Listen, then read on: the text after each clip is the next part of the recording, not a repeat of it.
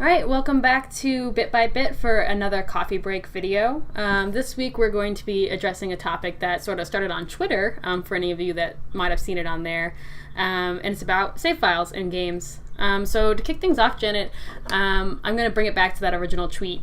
So you sort of had an issue with a game you were playing where you wanted to start a new game and there was only one save file, so you had to delete your original game to start a new game. Mm-hmm. And sort of the original conflict, I guess you could say, that we have is that you think that games, well, you were kind of annoyed that the game was like that, and I was like, I don't know, I think there might be some value to it. So let's get into it. And I guess I just want to ask you why that's important to you in a game if you have more than one save file, or why that might be valuable to you.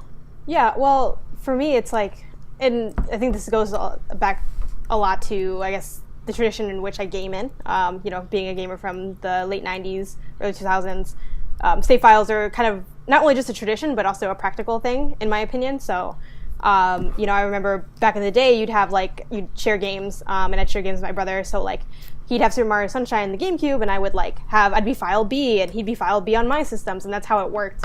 And I get how now it's not as necessary because, if my brother wanted to play the game that this happened with was Gone Home, if he wanted to play that on my Xbox, he could add his Microsoft account or whatever. But we don't really do that to begin with. We don't add accounts like that because it just seems extra.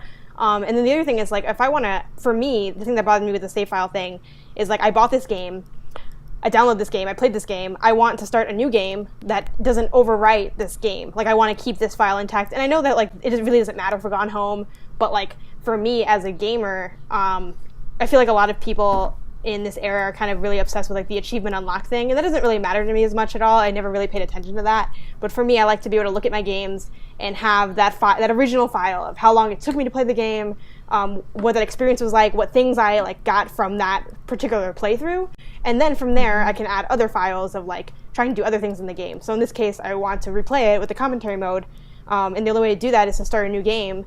And the only way to start a new game is to overwrite the old game. And even though it didn't matter, I beat it. I know I beat it. People know I beat it. The internet knew. I like to be able to look back on that and be okay, this was my experience of the game, and it's there forever. And now that's not there anymore. And I think it was really annoying, especially because not only is this game digital only, but now I don't even have my original file. It's just and Inside has a similar thing too, where there's not multiple save files. You can just go to different chapters, and in that way you can replay the game. So yeah, I like just being able to have, that's my file, and let me have two other files because I paid for this, and this is what you owe me, is how I feel about it. Right.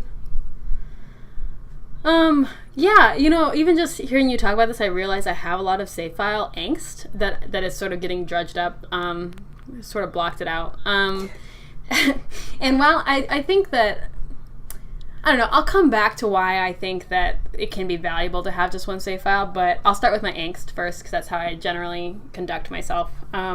And I'll talk a little bit about a traumatic experience that happened to me very recently with a save file.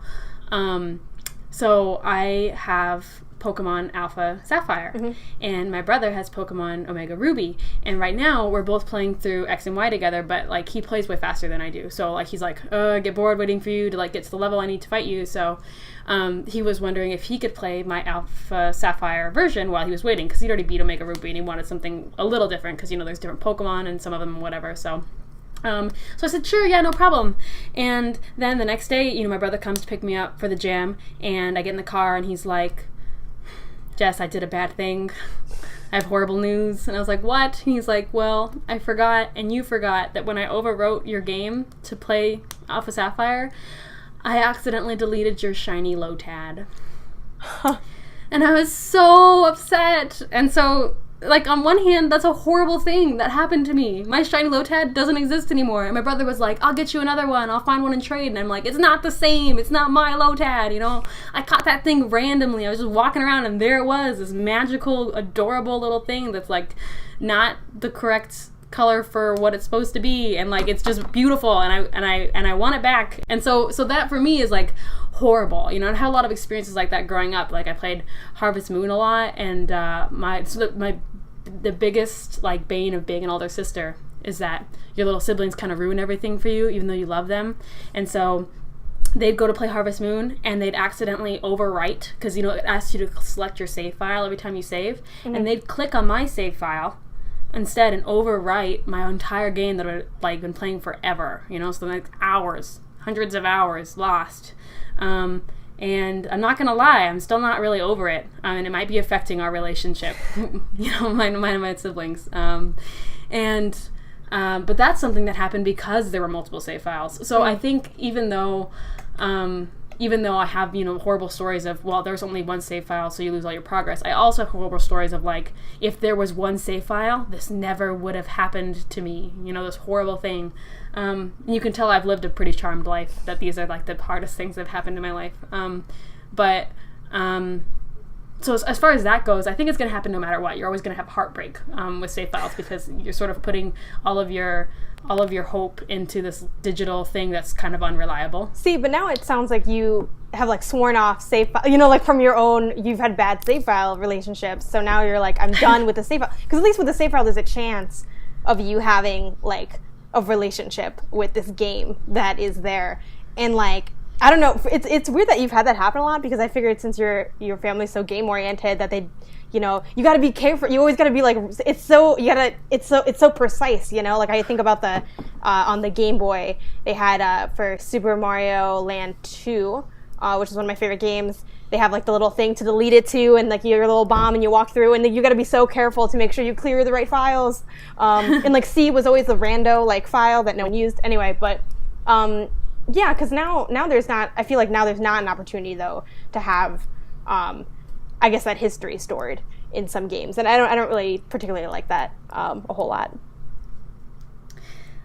Yeah. And I guess the thing for me is that I don't, even though I've run into a lot of these problems, I don't feel really strongly one way or another about save files. And I think the reason why I reacted to your tweet most of all was that it was, I'm that kind of person who someone's like, this is awful, and I'm always thinking, oh, but it might not be awful, even though it's, because I don't know if that's just how I am. I'm not sure if there's something wrong with me or whatever, but, like, there probably is.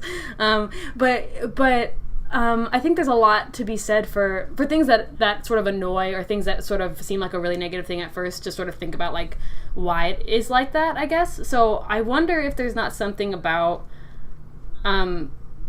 like people who made this game had to make a decision, and I kind of imagine it wasn't a decision like, oh, well, we don't have the capabilities to make multiple save files, so we're not going to. I sort of imagine it being more of a intentional thing, because I'm an optimist, and so I think that there might be something to that being your only experience, like you have to sort of forego what you did before and start fresh, and it's like 100% fresh, because everything you did before is gone. It's not accessible to you anymore, and I think that adds something to a gaming experience. I think that it sort of asks you to cut all ties, in this, like, strange philosophical way that is probably more than anyone who made this game was thinking about.